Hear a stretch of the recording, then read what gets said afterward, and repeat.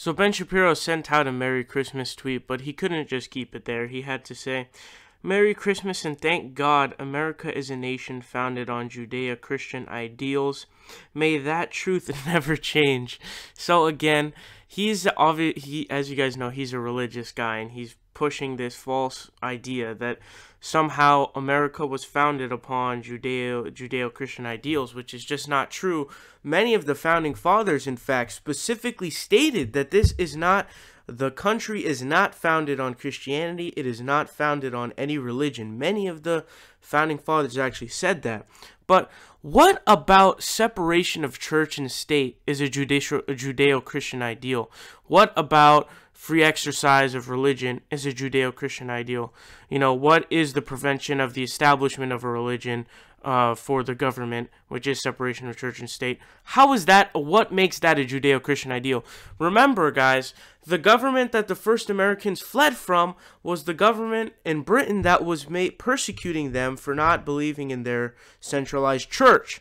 So that's probably the biggest irony that they ever had. But I wanted to just read you guys a few verses from the Bible itself. Deuteronomy 17 states, If there be found among you within any of thy gates, which the Lord thy God giveth thee, man or woman that hath wrought wickedness in the sight of Lord thy God, in transgressing his covenant, and hath gone and served other gods and worshipped them, either the sun or moon or any of the hosts of heaven, which I have not commanded, and it be told thee, and thou hast heard of it, and inquire diligently, and behold, it be true, and the thing certain that such abomination is wrought in Israel, then shalt thou bring forth that man or that woman which have committed that wicked thing unto thy gates, even that man or that woman, and shalt stone them with stones till they die. So Deuteronomy 17 advocating for literal stoning to death of non-believers. So again, I don't see how that is a secular religion, but there are other verses as well. Deuteronomy 13 says, If your very own brother or your son or daughter or the wife you love or your closest friend secretly entices you, saying, Let us go and worship other gods, gods that neither you nor your ancestors have known, 7 gods of the people around you, whether near or far, from one end of the land to the other. 8, do not yield to them or listen to them. Show them no pity. Do not spare them or shield them.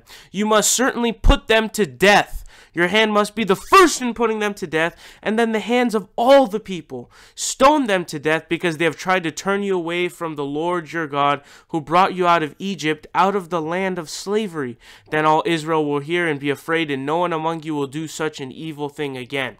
Number 12 says, If you hear it said about one of the towns the Lord your God is giving you to live in that troublemakers have arisen among you, and have led the people of their town astray, saying, Let us go and worship other gods, then you must inquire, probe, and investigate it thoroughly. And if it is true and it has been proved that this detestable thing has been done among you, you must certainly put to the sword all who live in that town.